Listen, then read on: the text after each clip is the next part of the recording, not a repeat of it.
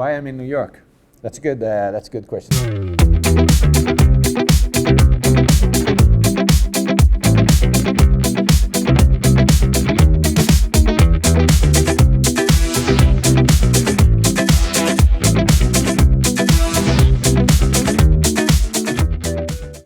Well, the topic of your summit is crucial at this point in time, I think, for the entertainment industry and for everyone who's interested in it, because the games industry itself, through these new screens, mobile phones and tablets, have changed so fast that we need to take a new view, a new approach to the games market to be successful, I think.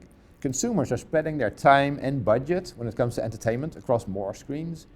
So everyone involved in marketing of games or monetizing games is now facing the challenge to get the same share of wallet of a consumer. They need to follow the consumer across screens. But how do you do that? Talking about marketing right now is incredibly important, particularly product marketing, because product marketing allows us to understand what customers want and lets us deliver an experience that players care about. And in this world of freemium games, that's going to become ever more important. Honestly, I think the biggest trends in mobile coming up, and I think it's been like this for the past 6 months as well, freemium is always going to be the biggest. There are just so many developers out there that are doing whatever they can to make the freemium games they have on the market work. With so many apps out there, it's really difficult to get your game in front of the right people and to distinguish your game from other games. And so, when you've got the freemium model, really it's all about making sure that your game is going to be a game that people are going to want to play for the long haul. And that's really what developers are struggling with. And obviously when you go out and spend hundreds of thousands of dollars to create a game, especially if you're an indie developer, there's really not a whole lot of room left in the budget afterwards, for marketing, for PR. And so that's a huge challenge as well. A lot of what I talked about today was about really leveraging your own internal network, because that's free, right? You've already kind of brought in those users and you're leveraging that base and really being able to drive that discoverability.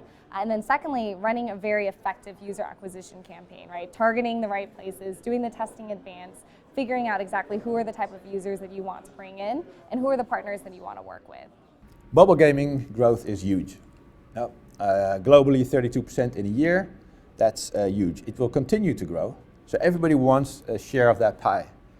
But to market your app is very difficult. Traditionally, companies have been able to buy downloads. So I would simply buy a download for a couple cents and I would monetize it for a few dollars and I would make money. But that whole metrics-driven approach for one single screen is becoming too expensive simply because of the competition. So now you can pay up to $7 per download, which you'll probably never earn back in a free-to-play business model. So we need to take a step back and say, how can I reach these consumers in a different way?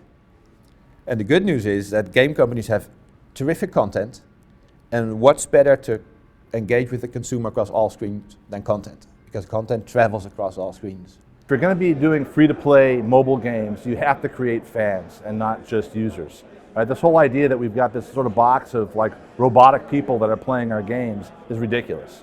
One of the things that came out as we were talking about it today was this idea that being a hardcore user of a game is something that happens in a cycle. It's not something that happens right away, or it's not something that happens because you're tarred with this brush.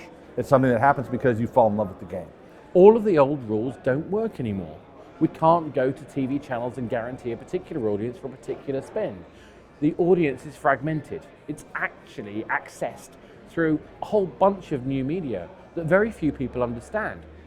And curiously, we're the ones who understand it.